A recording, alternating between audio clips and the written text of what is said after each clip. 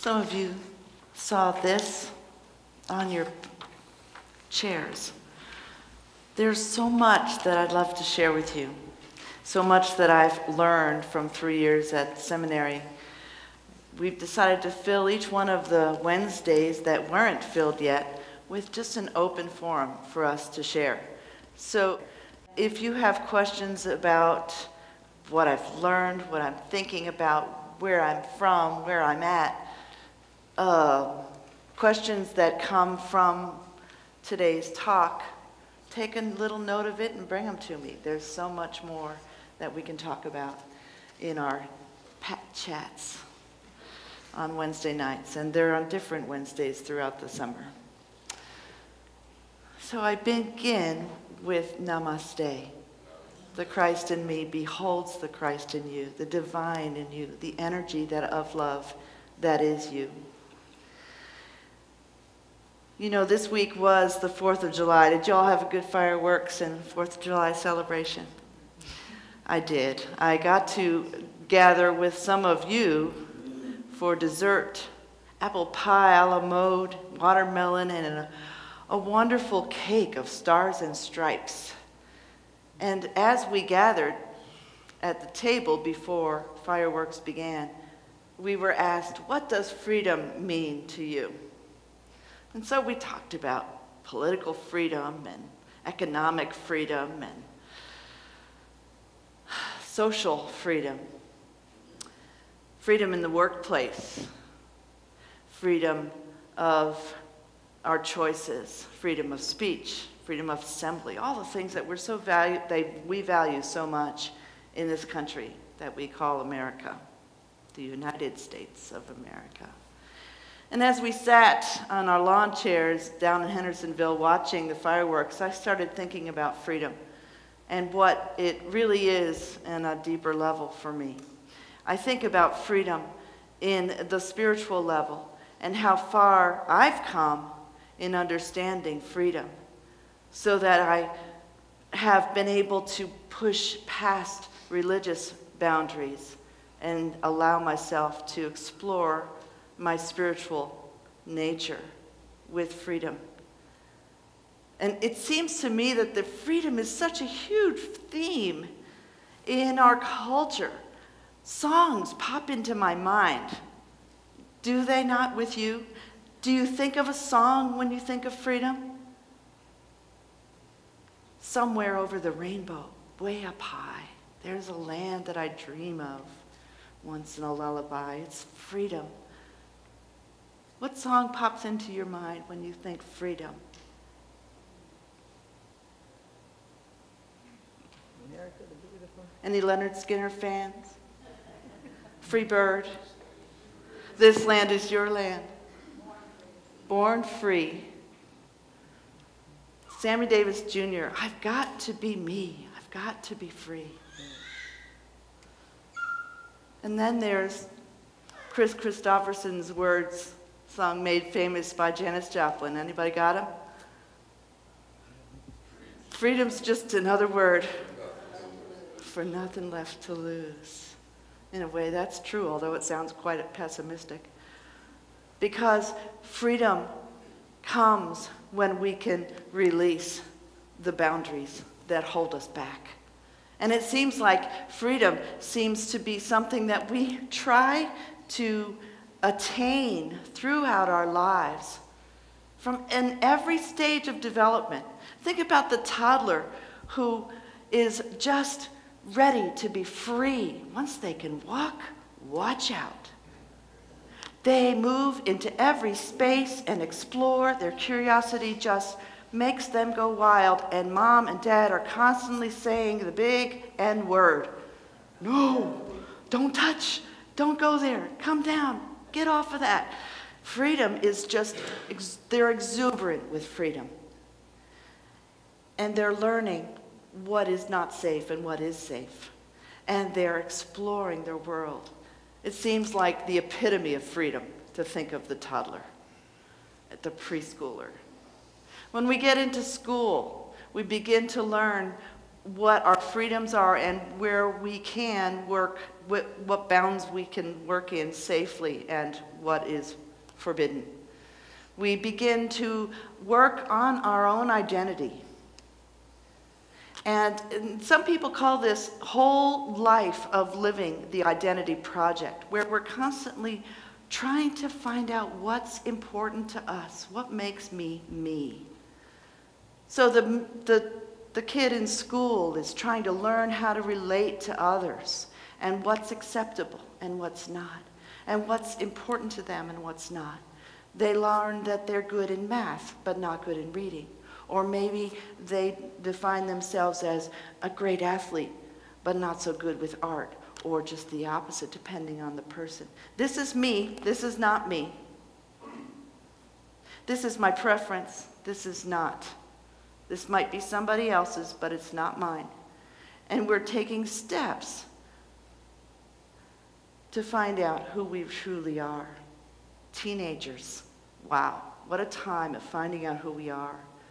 A time where we decide we're not our parents, we are the pack of peers that we've chosen to be with. And we learn our identity even further.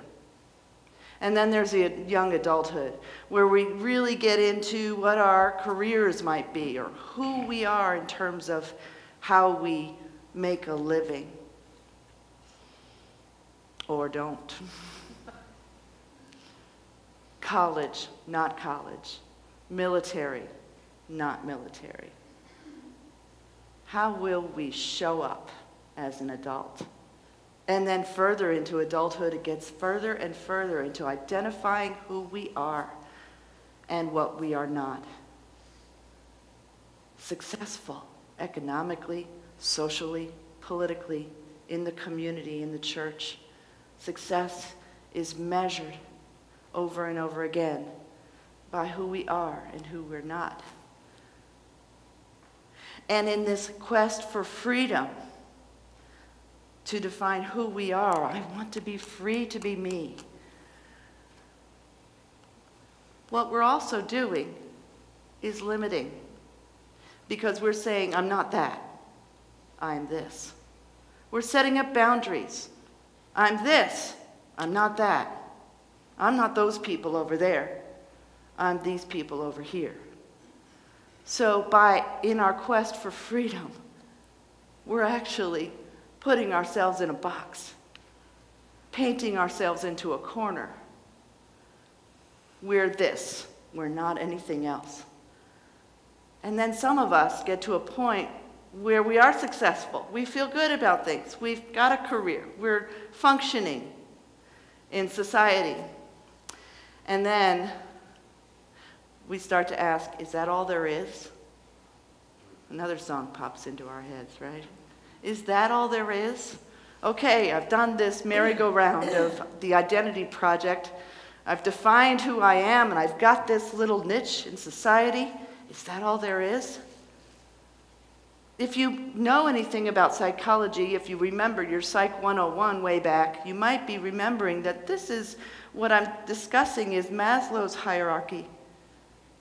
The developmental stages of humanity, of human beings, across cultures, trying to know where we fit, what's safe, what's not safe. Are we loved? Do we belong? Are we successful? What's in the top of Maslow's hierarchy says awareness, the aesthetic part of life, being able to really express who we are. Now, a lot of people are talking about maybe there's more steps beyond that, and they're stretching Maslow's hierarchy into something even higher. What's beyond that? Okay, I've arrived. A lot of people get the itch that there's more to life than this. Is that all there is? And what we're finding is, in psychology, we need to integrate the spiritual. What is our real essence? Is this house, car, family, photo album all that there is? No, there's more. That human identity that wants to meet with the divine is what is really the step toward true freedom. And when we look at all of the great enlightened teachers, we see that it's because it is motivated by love, as we heard in the songs that we heard this morning. Jesus, one of the enlightened teachers, said, love your enemies. Enemies. Enemies are anything that we've resisted in a way. And so throughout this whole identity project that we've built on to find out who we are, we've said, I'm not that. I'm not that. I'm not that. I'm not that. And in any stage of our life, if we had a bump in the road, if we had a traumatic experience, we've said, I'm not that. That's not me. I had that experience, but that's not going to define me. And we've created an enemy in our thoughts. So to love our enemies is to love those things that we resist. And when we can love the things we resist, guess what? They're really no longer an enemy. As Chad teaches you week after week after week, the great way is easy for those who have no preferences. And I didn't know much about this teaching, and I've heard it several times. So he said, just Google it. So I did. And I found that Sensang's quote continues, the great way is not difficult for those who have no preferences. When neither love nor hate arises, all is clear and undisguised. Separate by the smallest amount, and you are as far from the great way as heaven is from earth. Indeed, it is due to our grasping and rejecting that we do not know the true nature of things. Do not live in the entanglements of outer things. Be serene and at one with all things, and erroneous views will disappear by themselves. The point is, again, if we say, I'm not this, but I'm that, we're making separation. And we are, sure, we all have preferences. We have dreams. We have desires. But the preference of saying, no, no, no, not that. I'm this, not that. That's when we feel separation. And every step of separation makes us less and less integral, less and less cohesive, less and less whole. Jesus' teaching, love your enemies. Love the things that you resist. Love the things that you perceive are your oppressors. And in that way is the key to true freedom. So how can we do that? I mean, how can we even imagine that we could love those that we perceive as an enemy? Think about the people who bug you, who you say, I'm not like them, thank God. Maybe somebody in your neighborhood, maybe somebody in your workplace, maybe somebody in your family, extended family. Maybe it's somebody in this very church community that you say, watch out, she always pushes my buttons. I am just not going to go there. Somebody you're resisting.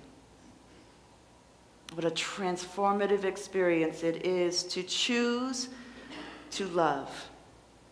Choose it. You can choose it.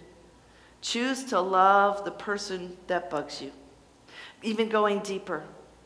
Choosing to love that scar, that bad memory, that hidden thing that's within you. We all have them. Choosing to love that. What freedom that would be. How can we do that without just falling apart? I got to face that demon, that thing that happened when I was 10 years old. I got to face it. I'd rather ignore it, push it away, stuff it under the carpet. Love your enemies. Love your enemies. How can we do that? One way we can do that is to begin to realize that we are the divine. We are not just human beings with all our scars and bruises. We are spiritual beings having this human experience. And the human experience is temporary. Our divine essence is love. Every one of us created from divine love. And so our first step is to awaken to that. Awaken to that. Wake up. Realize who we truly are. This is huge. You might see me as a woman all put together, but if you saw me 15 years ago, oh my gosh. I came to Unity and I made sure I sat in a place where there was a box of tissues because I needed to do so much healing. I was depressed. I was abusing alcohol. I was not feeling that I was divine love at my very essence. So my first step was to awaken to that, as much as I didn't get it. For people like you in my church, it was the Durham, North Carolina church, who constantly reminded me that I was the essence of divine love. That is this ball of energy like that picture there, deep within me. That's what I visualized. Just waiting to come out. And all I had to do was awaken to it. I didn't get it because I felt so miserable. But somebody kept reminding me. And that's what we do in community. We remind each other that we are divine love. Awaken to that essence that's within you. And believe it even if you don't believe it. And keep reminding yourself that that's there. That ball of divine energy of love is within me and all around me. And it is my very essence. After awakening to that, align with it over and over again. So every time you feel threatened by someone who wants to push your buttons, you think that they want to push your buttons. You know, they don't. They're just dealing with their own crap. So what they're really doing is you're just working on your stuff and they're working on their stuff and you kind of rub against each other like sandpaper. So what we do when that happens is align. Go back to the center. I know who I am. I am this energy that is far more valuable and more strong than any human fear or boundary. And every time that comes, right back to the center. Awaken, align. And the third step I'd say is be in community, be in relationship. Because any of us can be tranquil and serene when we're sitting in our nice spaces where we've chosen to meditate. We can go down to the creek here on this land and listen to the gurgle of the brook and everything's fine. Get yourself in a group of people. That's where the rubber hits the road. That's where you really get to practice awakening and aligning. And in loving communities such as this, we can gently help each other through those things.